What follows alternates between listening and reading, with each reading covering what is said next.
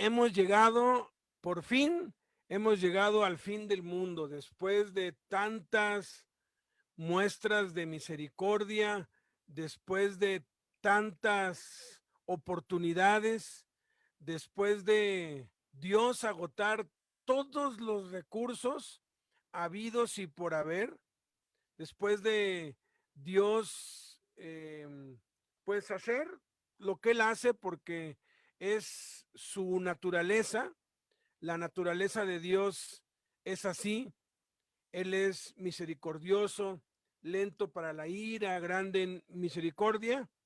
Por fin se, se llena la copa de su ira.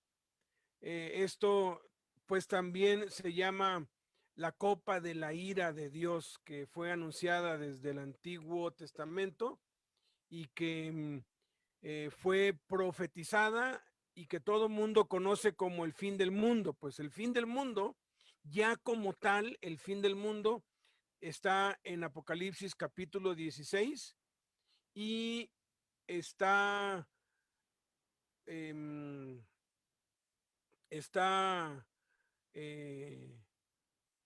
podríamos decirlo así, representado, pues, por estas 7 copas, protagonizado por estas 7 copas. O sea, es como el fin de un boxeador, después de varios golpes, es cuando cae, y estos son los 7 golpes finales, los 7 juicios finales de Dios con los que se acaba el mundo.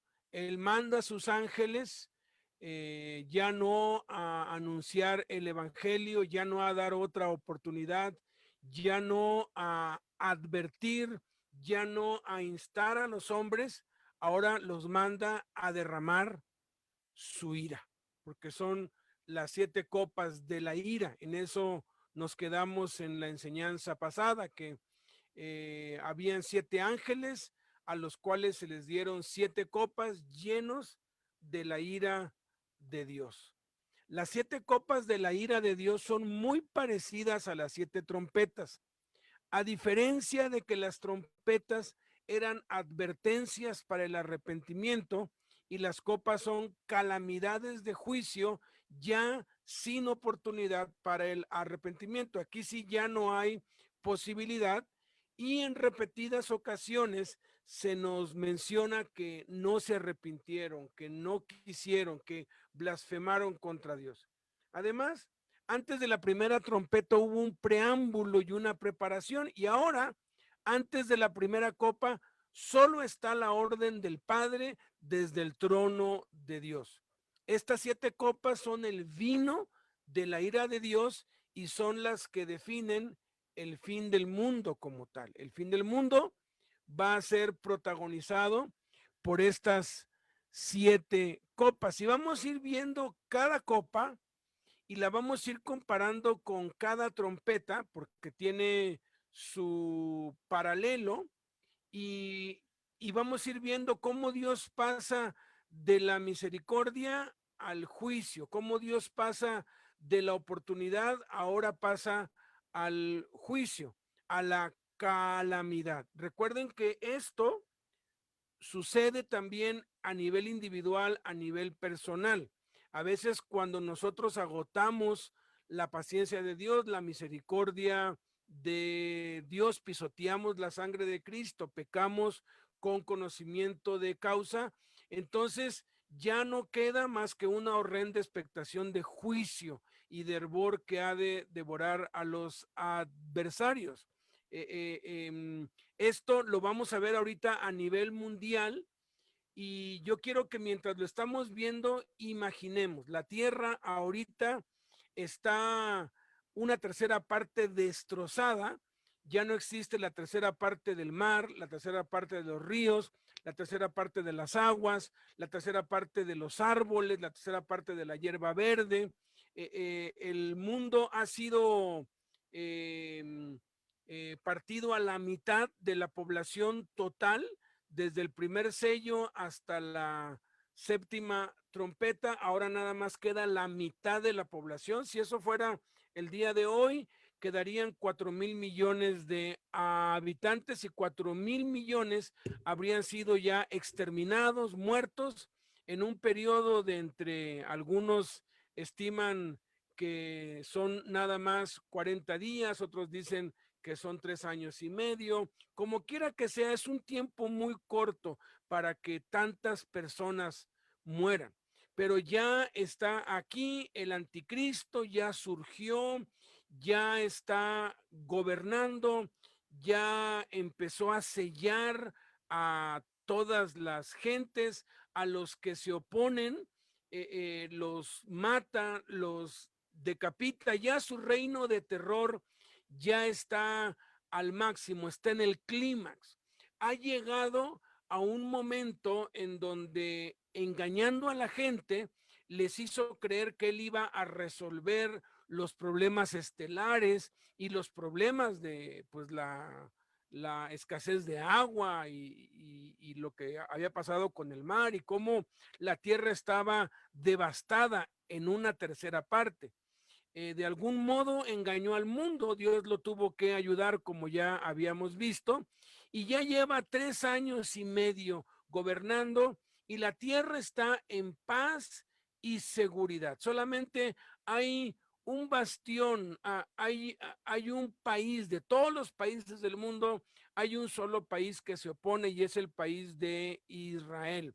Y en sus planes está exterminar a los judíos. Entonces, aquí en este escenario llegamos al juicio final y entonces se lanza la primera copa. La primera copa directamente afecta a la tierra firme. Dice Apocalipsis 16:1, oí una voz que desde el templo decía a gritos a los 7 ángeles, vayan y derramen sobre la tierra las 7 copas del furor de Dios. Los textos los vamos a leer en la Nueva Versión Internacional porque dan un poco más de claridad y entendimiento. Luego dice el versículo 2, el primer ángel fue y derramó su copa sobre la tierra. Esto es el planeta Tierra. Y a toda la gente que tenía la marca de la bestia y que adoraba su imagen, le salió una llaga maligna y repugnante. Ojo, si está diciendo que esta llaga maligna y repugnante cayó de esta primera copa, es porque todavía habían personas que no habían sido marcadas, que habían vencido sobre la bestia y sobre su marca. Es un misterio, pero si todos los seres humanos estuvieran marcados, pues simplemente diría, y cayó sobre toda la humanidad, porque estaban marcados todos. Pero hace aquí la aclaración, toda la gente que tenía la marca de la bestia y que adoraba su imagen. Le salió una llaga maligna y repugnante. Entonces esto es como un virus, como una enfermedad que sí distingue entre una persona y otra. Entonces la primera copa es sobre la tierra, esta úlcera maligna y pestilente sobre los hombres que tenían la marca de la bestia y adoraban su nombre. Aún habían elegidos y vencedores sobre la tierra, porque si no diría sobre todos los hombres. La primera trompeta, comparándola con la primera copa, destruyó 1/3 de los árboles. Aquí las 2/3 de los árboles y hierba sobreviven aún, y ahora no es hiriendo a los árboles, sino ahora es hiriendo a los hombres directamente. Entonces ya vemos todos los seguidores del anticristo, todos tienen una úlcera maligna y pestilente. Vayamos guardando registro de lo que está pasando para tener el contexto completo. Luego, la segunda copa afecta directamente al mar. Apocalipsis 16:3 dice, el segundo ángel derramó su copa sobre el mar y se convirtió en sangre como de gente masacrada y murió todo ser viviente que había en el mar. O sea, no era nada más así la sangre como pintura, sino la sangre como con trozos de carne, ¿no? O sea, nos está mostrando acá que como todos los seres que están en el mar, las ballenas, los delfines, los atunes, todos los seres vivos, hay una cantidad inmensa de seres que viven en el mar, murieron y obviamente sangran. Entonces aquí se mezcló y ya estamos viendo aquí el mar completo. La segunda copa es sobre el mar, todo el mar, todo el mar. Imagínense eso, todo el mar, todas las costas, todos los océanos, los 7 mares se convierten en sangre y muere todo ser vivo del mar. Ya no hay comida. De por sí tenía que haber cierta escasez, pero el anticristo hizo alguna maña allí para que todos fuesen ricos y hubiera abundancia y pudieran decir paz y seguridad, ¿no? Cuando digan paz y seguridad, entonces vendrá sobre ellos el dolor repentino, como a la mujer encinta cuando le llegan los dolores de parto. Ya estaban contentos, alegres, y de pronto esta úlcera pestilente, maligna, dolorosa, les quita la paz. Y ahora el mar, todo el alimento, porque los especialistas aseguran que si el crecimiento poblacional sigue como va, pues vamos a llegar algún día a ser 20,000 millones. La Tierra tiene capacidad para que la gente viva, pues más o menos bien, y es una mentira eso de la sobrepoblación. Eso es una mentira. O sea, si tú te pones a investigar realmente las cifras poblacionales y la superficie de la tierra tiene capacidad para albergar sin que haya sobrepoblación a 80,000 millones de seres humanos. El problema no es la sobrepoblación, el problema es la corrupción y la mala distribución de las cosas. Pero los que estudian la población y todo eso, aseguran que no importa si pues llegamos a ser pues 20, 30,000, 40,000, la fuente principal de alimentación va a ser el mar, ¿sí? Porque todavía no se ha agotado ni el 5% de todos los recursos que hay en el mar y son pues renovables, están en constante renovación.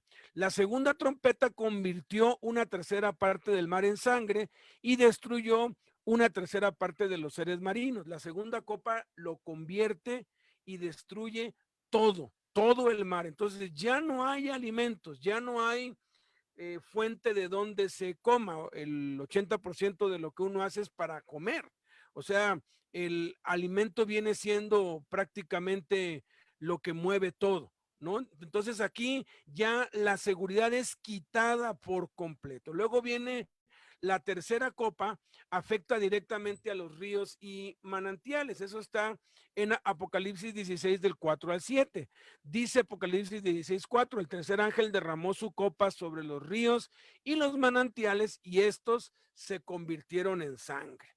Acuérdense, la tercera trompeta amargó un tercio de los ríos y las fuentes de aguas. O sea, la tercera copa convierte todo el agua de los ríos y las fuentes en sangre. Si alguna vez te has quedado sin agua en tu casa, tú sabes la tragedia que es.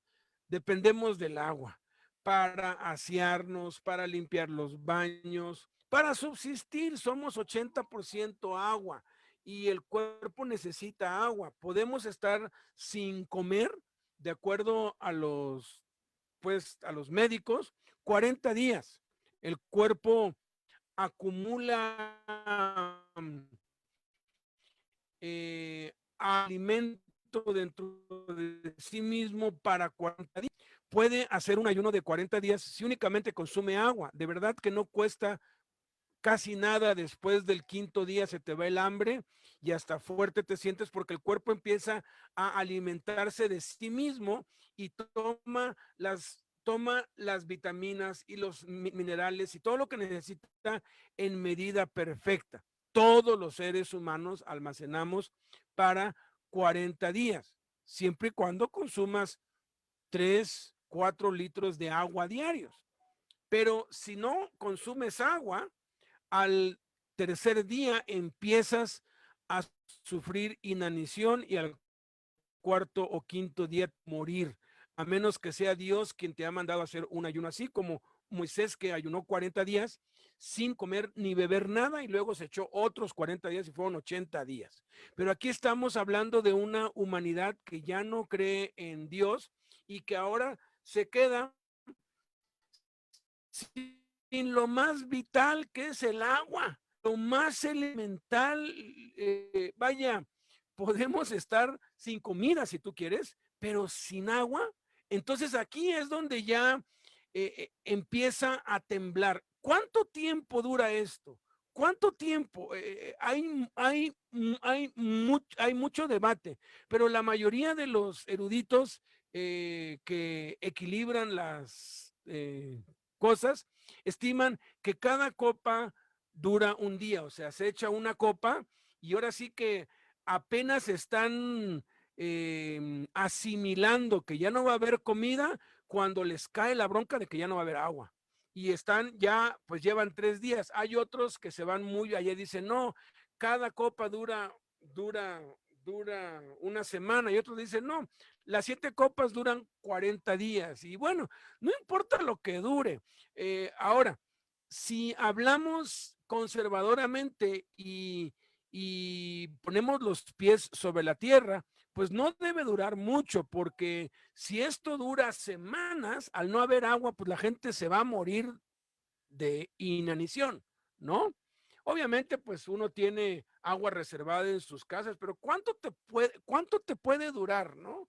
El agua que tengas en tu casa. Y si hay quienes dicen, no, pues es que pueden cavar pozos, pero es que si todas las fuentes de las aguas se vuelven sangre, pues los pozos, pues vienen de las fuentes de las aguas. Entonces, no hay agua. Entonces, yo pienso, aun cuando no lo dice el Apocalipsis, que no dura mucho entre una copa y otra, sobre todo después de la tercera copa. Entonces hay un intermedio entre la tercera y la cuarta copa. Y dice el capítulo 16, versículo 5, oí que el ángel de las aguas, fíjate, hay un ángel que cuida las aguas, decía, justo eres tú, el santo, que eres y que eras porque juzgas así. Ellos derramaron la sangre de santos y de profetas, y tú les has dado a beber sangre como se lo merecen. Es un intermedio en que también desde el altar hay voces. Oí también que el altar respondía, fíjate, el altar hablando. No sé, no es claro si es el altar que tiene vida o son ángeles desde el altar o son las almas de los decapitados que están debajo del altar, pero respondían, así es, Señor Dios Todopoderoso, verdaderos y justos son tus juicios.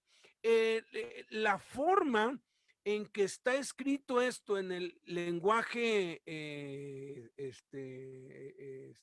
griego, en el lenguaje original, eh, denota celebración, denota, eh, yo creo que hay más júbilo en estas palabras, tanto del versículo 5 y 6 como del 7, hay marcas de júbilo, marcas de victoria, el tono con el que está escrito, porque en el griego tú puedes expresar emociones con símbolos, es de una celebración, de una gran victoria. O sea, yo creo que ni el gol que metieron ayer eh, puede tener más júbilo que el júbilo que hay aquí en Apocalipsis 16 del 5 al 7. Es un júbilo exagerado, es un júbilo como de gran victoria, como celebrando a Dios por fin, o sea, te habías tardado demasiado, por fin les da su merecido, bravo, bravo, bravo, bravo. Y la gente, el altar o posiblemente las almas ahí decapitadas de de los mártires y el ángel de las aguas están celebrando esto de dejar a la humanidad entera sin comida y sin agua como una gran victoria, porque se lo merecen, dice. En este intermedio, pues, el ángel de las aguas alaba a Dios por su justo juicio y retribución por el martirio de los santos. Y otro ángel, posiblemente desde el altar, confirma que los juicios de Dios son verdaderos y justos, porque no es claro también si es el altar que habla o es la voz que sale desde el altar. Todo todo es posible, siempre y cuando el Apocalipsis no lo defina o lo contradiga. Y entonces viene la cuarta copa. La cuarta copa afecta directamente al sol. Apocalipsis 16, 8 al 9 dice: el cuarto ángel derramó su copa sobre el sol, al cual se le permitió quemar con fuego a la gente. Esto es impresionante. Dice el versículo 9: todos sufrieron terribles quemaduras, pero ni así se arrepintieron. En vez de darle gloria a Dios, que tiene poder sobre esas plagas, maldijeron su nombre. Esta es Ese es el principio de la lluvia de fuego que empieza a caer sobre la tierra. Si ustedes se acuerdan, en el sexto sello, las estrellas empezaron a caer sobre la tierra. El sol es una estrella. 4 ángeles detuvieron la tierra en sus 4 ángulos. ¿Por qué? Porque si todo se sale de órbita, pues la tierra también se sale de órbita y todo se va para los hoyos negros y todo, absolutamente el universo completo llega a quedar en una canica o algo parecido a una canica. Eso lo han explicado los científicos, la antimateria, ¿no? Los hoyos negros. Pero detienen la Tierra y al detener la Tierra se vuelve el centro gravitacional del universo entero y atrae a la Luna, atrae al Sol, a Marte, a Júpiter, atrae a todo. Obviamente, la Luna va a tardar 7 años o posiblemente más para llegar a la atmósfera terrestre. Todavía ya han pasado aquí 7 años, 3 años y medio de los 2 testigos y 3 años y medio del imperio del anticristo. Pero lo que es interesante es que los astrónomos han hecho cálculos de que si el Sol saliera de su órbita y se acercara a la Tierra, o la Tierra saliera de su órbita y se acercara al Sol, se requerirían 7 años para que los rayos infrarrojos y los rayos ultravioletas y los rayos nocivos del Sol no hicieran daño a los hombres, ¿sí? Acá todavía no llueve fuego porque es el Sol ahora haciendo daño. Si el día de hoy el sol hace daño y produce ciertos tipos de cáncer en la piel, en este tiempo, a los 7 años, la tierra entera, cualquiera que salga a la calle, va a ser dañado, va a ser quemado, porque ya es un calor abrasador que quema. La cuarta copa, pues, es sobre el sol, quema a todos los hombres con fuego.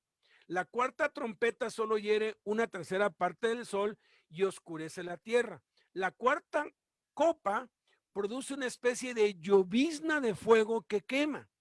Los hombres, en vez de arrepentirse, blasfeman el nombre de Dios y no se arrepienten para darle gloria, tal como sucedió con el faraón en Éxodo. O sea, es increíble que tienen úlceras, apestan, ya no tienen comida, ya no tienen agua y ahora están siendo quemados por el sol. Viene la quinta copa. La quinta copa afecta directamente el trono de Satanás. Satanás va a establecer su trono. Dice Apocalipsis 16, 10 y 11. El quinto ángel derramó su copa sobre el trono de la bestia y el reino de la bestia quedó sumido en la oscuridad. La gente se mordía la lengua de dolor. Versículo 11. Y por causa de sus padecimientos y de sus llagas, maldecían al Dios del cielo, pero no se arrepintieron de sus obras. Al fin y al cabo, Dios ya no les está dando otra oportunidad porque ya se las dio. Aunque se las hubiera vuelto a dar, el resultado es este. La gente ya no quería absolutamente nada con Dios y en vez de doblegarse, maldecían a Dios y no se arrepentían de sus malas obras sobre el trono de la bestia. El reino del anticristo, que está en Babilonia, se llena de tinieblas. Muerden de dolor sus lenguas y blasfeman en contra de Dios por sus dolores y úlceras y no se arrepienten para darle gloria. La quinta trompeta desata demonios que atormentan a todos los hombres no sellados por Dios. En la quinta trompeta, que corresponde a la quinta copa, son los demonios que atormentan a los hombres que no están sellados con el sello de Dios en sus frentes durante 5 meses, con un tormento semejante al lo que el escorpión pues produce, que son unos dolores terribles. Pero este dolor descrito aquí es más intenso porque para que muerdas de dolor tu lengua es porque el dolor supera el umbral, es mucho más alto o podría decirse el doble de intensidad que el dolor de un escorpión. En esta quinta copa, sin embargo, es Dios quien infringe el dolor, no los demonios. Es Dios mismo quien manda este dolor. O sea, Dios está dando golpe sobre golpe, ¿no? Entonces, ya están con una con llagas. Estéticamente ya nadie se ve bien, todos se ven feos porque todos tienen llagas en la cara y en el cuerpo. No tienen comida, apestan, aparte apestan, no tienen agua. Se empieza, aparte de las llagas, se empiezan a ver quemaduras en su piel y ahora ya no ven nada, se oscurece totalmente. De algún modo, Dios oscurece la tierra y se quedan en tinieblas y siguen maldiciendo a Dios. Y entonces se derrama la sexta copa. Del versículo 12 al 16 nos lo dice. El sexto ángel derramó su copa sobre el gran río Éufrates. Esta copa va directamente al río Éufrates y ahorita vamos a ver por qué. Dice, y se secaron sus aguas para abrir paso a los reyes de Oriente. Se secan las aguas del río Éufrates. Versículo 13. Y vi salir de la boca del dragón, de la boca de la bestia y de la boca del falso profeta, 3 espíritus malignos que parecían ranas. Nota tú aquí, todo el daño, todo el dolor hasta acá es contra la gente.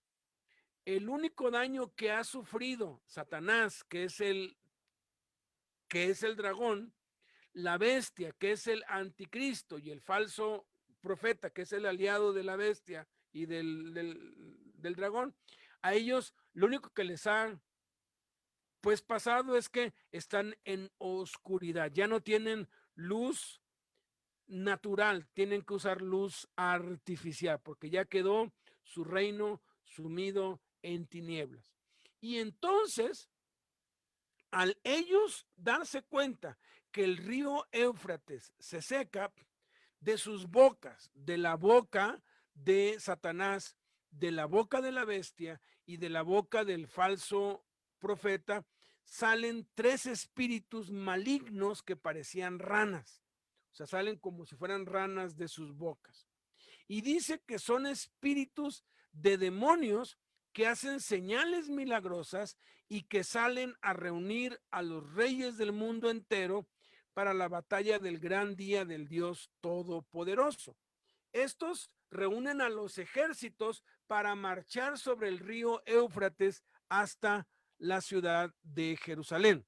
En el versículo 15 hay como una interrupción de la narración que se nos está haciendo y Jesús habla y dice, cuidado, vengo como un ladrón, dichoso el que se mantenga despierto con su ropa a la mano, no sea que ande desnudo y sufra vergüenza por su desnudez. ¿Por qué dice esto?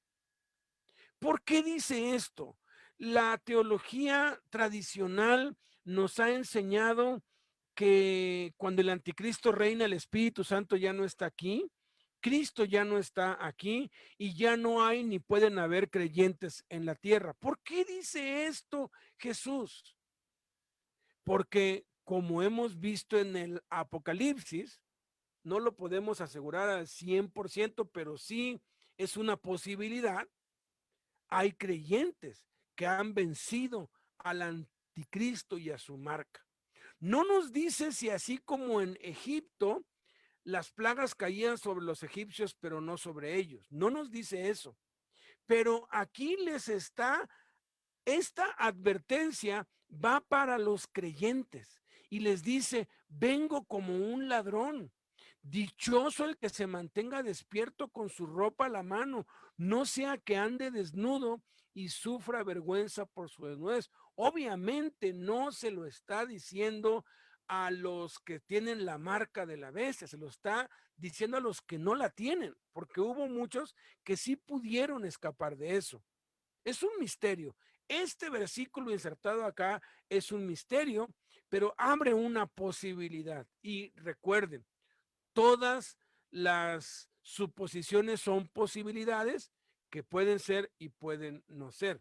El hecho es de que aquí es Jesús dando un llamado de atención, cuidado, o sea, mantente despierto, aguanta, ya no tardo.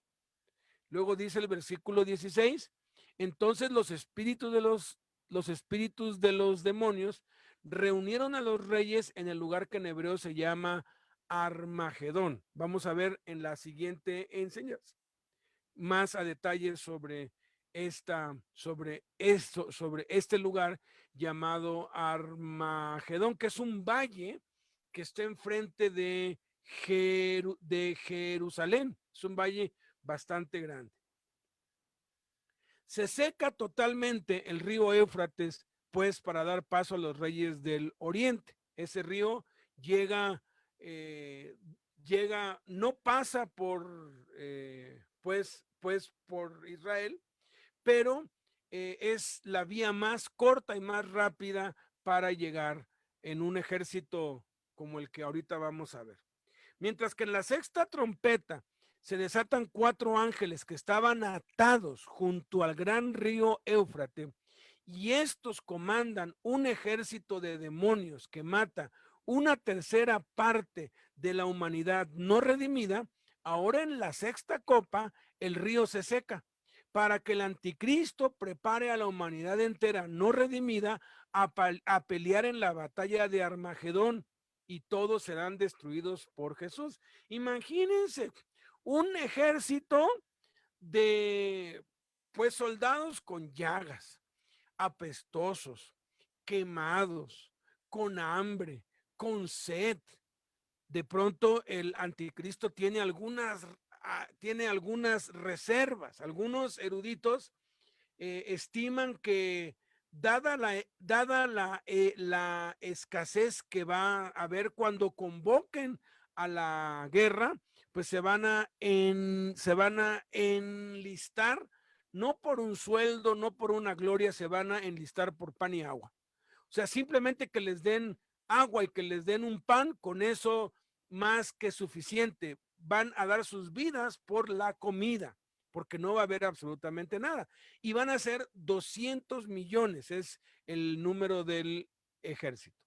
Y dice, y vi salir de la boca del dragón, la bestia y el falso profeta.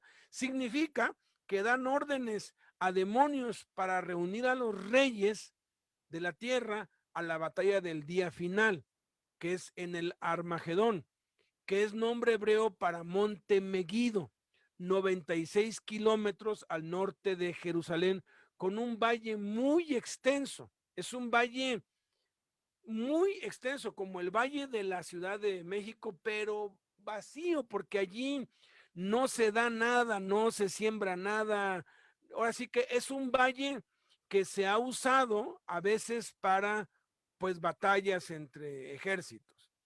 Ese valle es el mismo lugar donde Barak venció a los cananeos en Jueces 4 y donde Gedeón venció a los madianitas en Jueces 7. Napoleón dijo, es el campo de batalla más grande que jamás he visto en toda mi vida. Han hecho cálculos matemáticos y sí, caben 200 millones de soldados allí, todos pues reunidos para ir y acabar con Jerusalén. Cuando dice, he aquí yo vengo como ladrón, pues aquí es Jesús dando el último anuncio de su segunda y sorpresiva venida, porque ahí sí ya está inminentemente, ya no tarda, ¿no? Y entonces viene la séptima copa, y la séptima copa afecta directamente al aire, cuando llega la destrucción de todos los enemigos de la iglesia del Señor, el aire.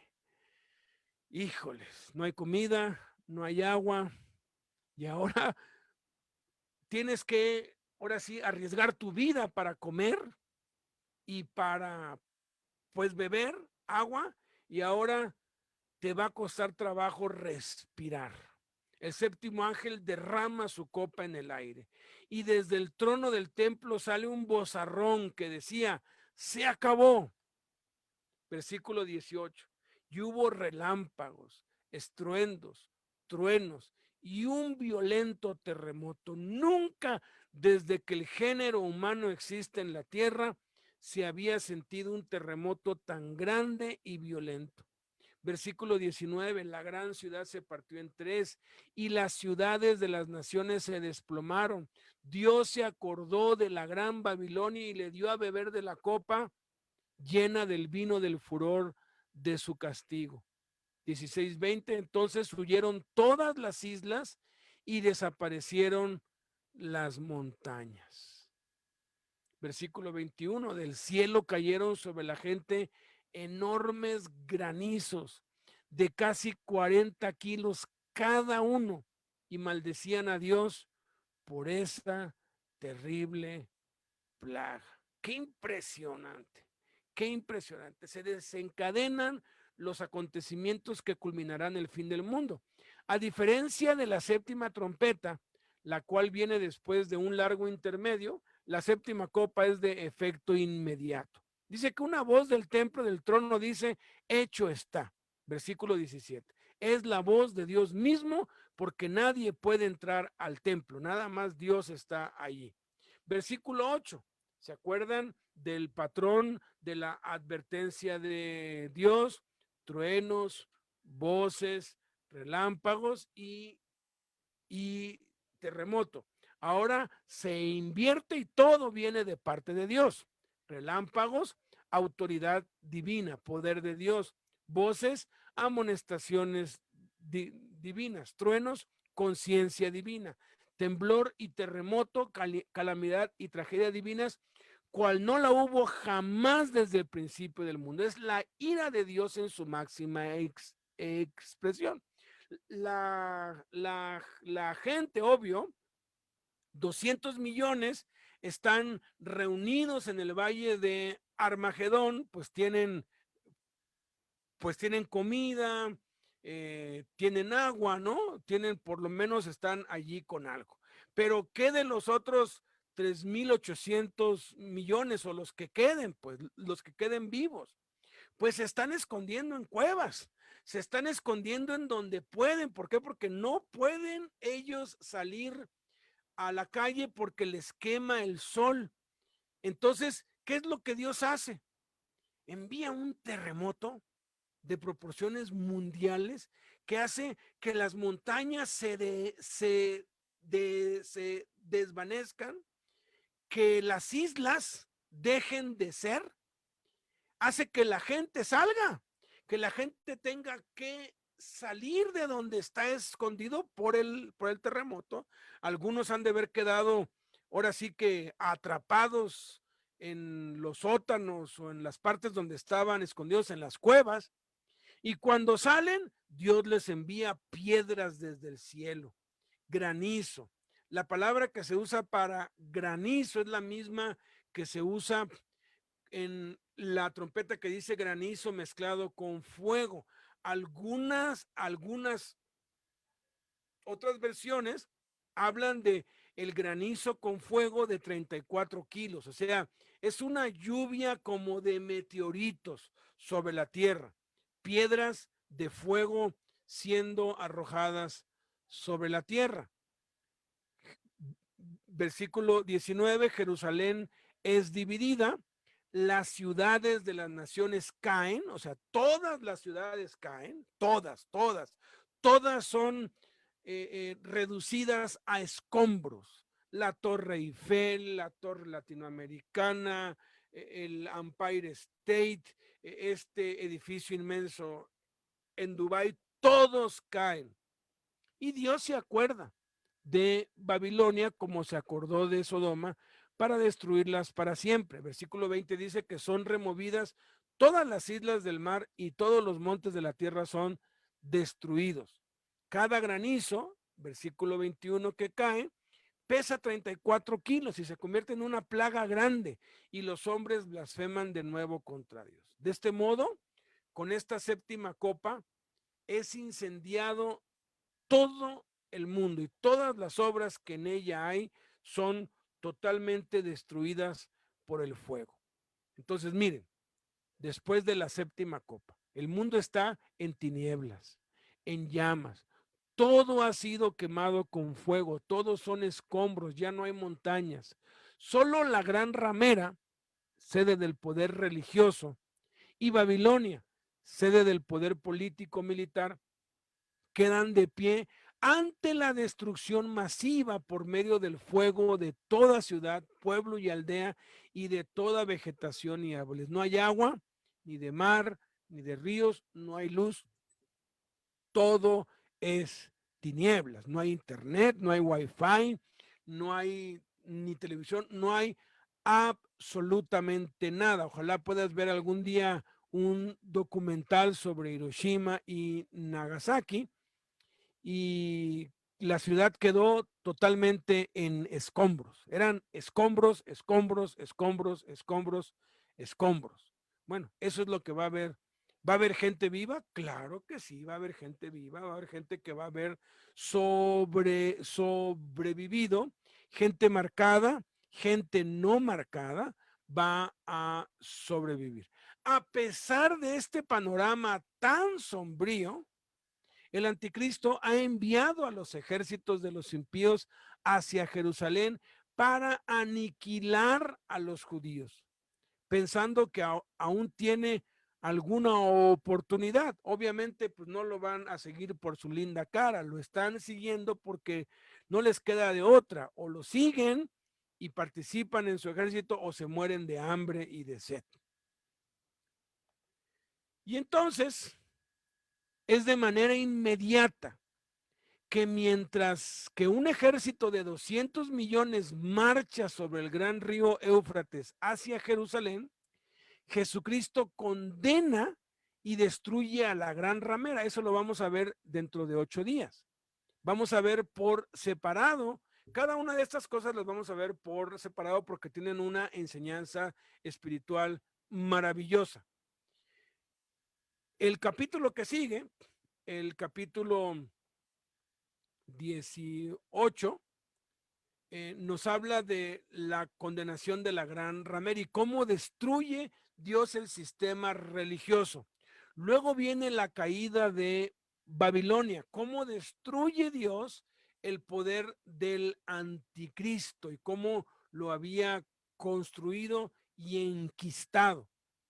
Y nosotros tenemos a nivel individual que destruir a la gran ramera que en una medida individual y local nos quiere seducir y nos quiere hacer caer. Y tenemos también que destruir toda influencia del anticristo sobre nuestras vidas, porque hay muchos anticristos que están en la tierra y los han habido siempre. Después vamos a ver la segunda venida de Cristo, cuando Él ya desciende del cielo, aniquila con su aliento, o sea, ni siquiera les grita, con su aliento aniquila a 200 millones de seres humanos en un instante, encadena a Satanás por 1000 años, inaugura el lago de fuego eterno, echando a sus primeros moradores, la bestia y el falso profeta, y lo hace a través de ángeles, ¿eh? Ni siquiera es él el que se pues remanga aquí sus mangas y va y se llama, pues pelea, no, simplemente da la orden y sus ángeles van y ejecutan su, su plan, ¿no? Que ya está escrito, para establecer su reino de 1000 años sobre la tierra. Y entonces sigue todo lo que está escrito, la última gran rebelión, el juicio del gran trono blanco, y el diablo es echado para siempre en el lago de fuego eterno, y ya luego viene la nueva, y ya luego viene todo lo que sigue. Estamos prácticamente a la mitad del texto. Dentro de 8 días les voy a dar bien claro qué porcentaje de acontecimientos han sucedido acá, porque uno de los énfasis del Apocalipsis es que no se trata del fin del mundo, se trata de Jesús y nosotros. Se trata de Cristo y cómo podemos nosotros ser cada vez más como Cristo, cómo nosotros podemos aplicar todas estas enseñanzas del Apocalipsis para nosotros. Entonces, ¿cómo aplicamos esto hoy? ¿Sí? ¿Cómo ponemos esto en práctica? Bueno, el juicio comienza por la casa de Dios, por nosotros. Lo dijo el apóstol Pedro, lo dice el apóstol Pablo, lo enseña el Nuevo Testamento. El juicio comienza por la casa de Dios, por nosotros. Pareciera que a Dios no le importa los impíos que se burlan de su nombre, que blasfeman su nombre, que hacen mal, hacen daño. Pareciera que Dios, pues, hasta como que ni los ve, ¿no? ¿Por qué? Porque hay mucha impunidad en esta tierra. Hay mucha maldad, hay demasiada maldad.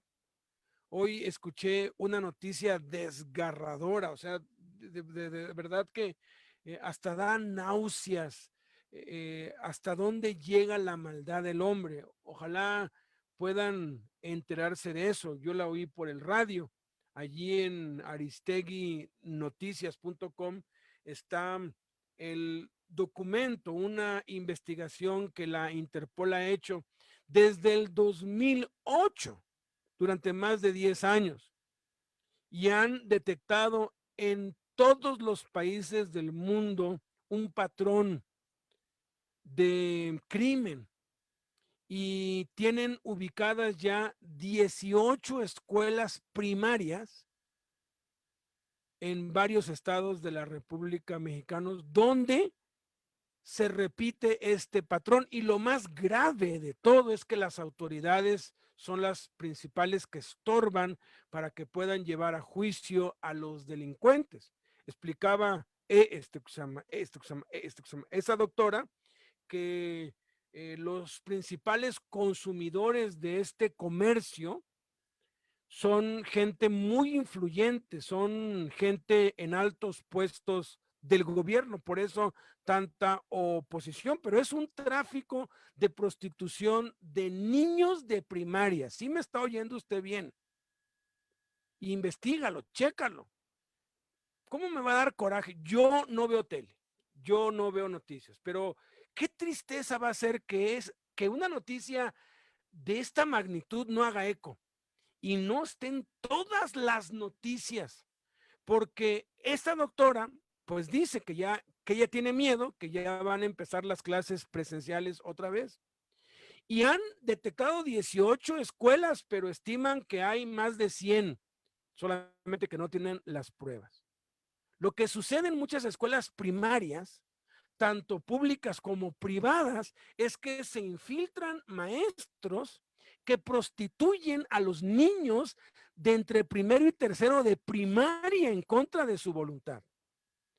Y tienen ellos videos, pruebas de ancianos, de personas, vaya, obviamente que entran con el rostro cubierto, que entran para abusar sexualmente de los niños en las escuelas.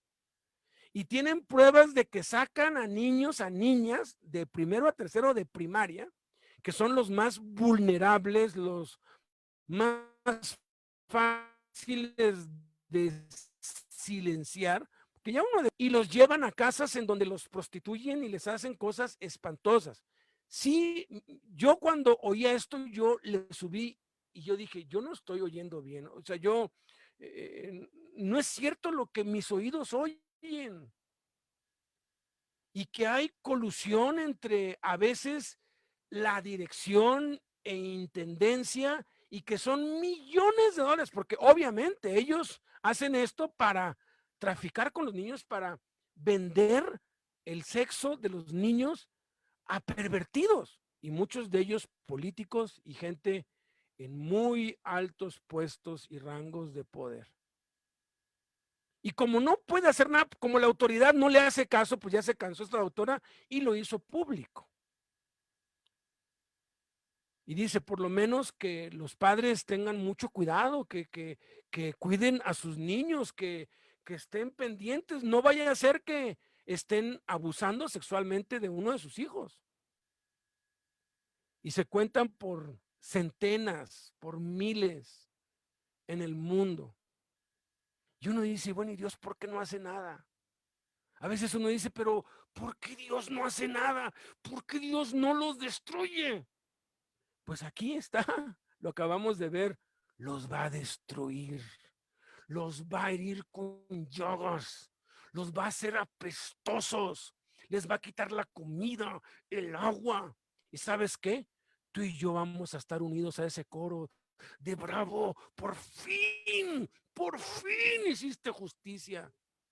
Porque hay demasiada maldad. Ya no les basta con secuestrar a los niños, porque están robándose a los niños. Oíamos también en Nigeria, niños entre 3 y 6 años, por cientos los están robando de África para el tráfico sexual.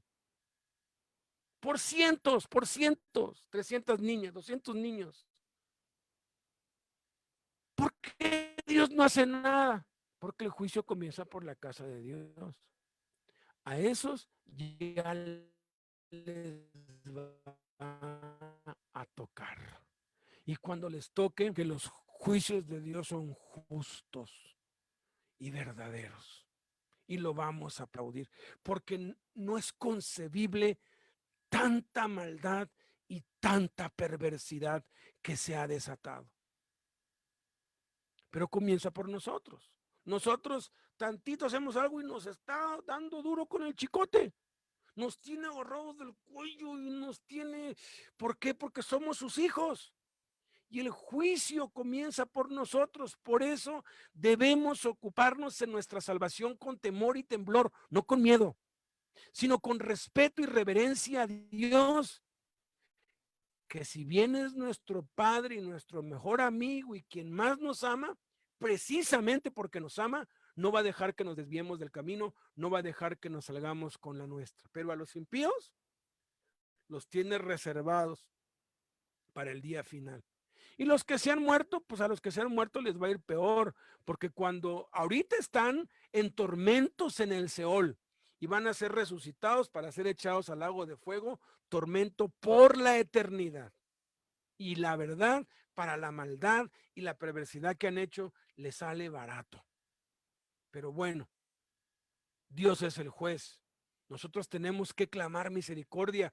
Yo cuando oía eso, y pues Blanquita me decía, porque ya luego continuaba esto cuando ya pues vine por ella, y lo oyó, me decía, es que no puede ser, hay que incluirlos en el boletín, hay que orar por esos pervertidos. Yo dentro de mí decía, me va a costar mucho orar por gente así, pero tengo que orar por ellos porque Dios los ama. A pesar de su perversidad, Dios los ama, pero si no se arrepienten, van a tener más que bien merecido el castigo. Y entonces, conforme dice Pablo a los corintios, no necesita explicación. Así que, amados, puesto que tenemos tales promesas, limpiémonos de toda contaminación de carne y de espíritu, perfeccionando la santidad en el temor de Dios. Padre, en esta hora te damos tantas gracias, Señor, porque tú nos amas. Y nos amas demasiado como para dejar que persistamos en el pecado. Nos disciplinas, nos corriges, nos convences, nos azotas. No nos pasas una sola, bendito Señor. Gracias. Porque aun cuando no nos gusta es por nuestro bien. Es para que participemos de tu santidad. Porque quien ha sufrido en la carne terminó con el pecado. Sea que sufra por voluntad o sea que sufra por disciplina, pero gracias por tú juzgarnos, por tú empezar tu juicio con nosotros, por tú de una manera micro, de una manera individual, enviar estas plagas o alguna de estas plagas a nuestra vida. Quitarnos la seguridad económica, dejarnos en bancarrota, hacernos pasar hambre, enfermarnos, oscurecer nuestras vidas. Todo lo haces por nuestro bien y lo haces para a la postre, como Job, darnos el doble, para bendecirnos, porque no lo haces porque te deleitas en el juicio, lo haces porque nos amas. Y gracias porque también porque nos amas, vas a ponerle fin al pecado de una vez para todas en el día del fin del mundo, en las 7 copas de tu ira, bendito Padre. Por eso, Padre, ya que tenemos todas estas promesas, decidimos en nuestro corazón, bendito Padre, limpiarnos de toda contaminación de carne y de toda contaminación de espíritu. Y decidimos perfeccionar la santidad en el temor tuyo, en el nombre de Cristo Jesús. Gracias por ser tan paciente para con nosotros. Y así como lo eres para con nosotros, también lo vas a hacer con los impíos. Pero gracias que ahorita nos toca el juicio a nosotros y estamos tan agradecidos que eres tan paciente, tan lento para la ira y tan grande en misericordia. Bendito seas, Padre. Amén.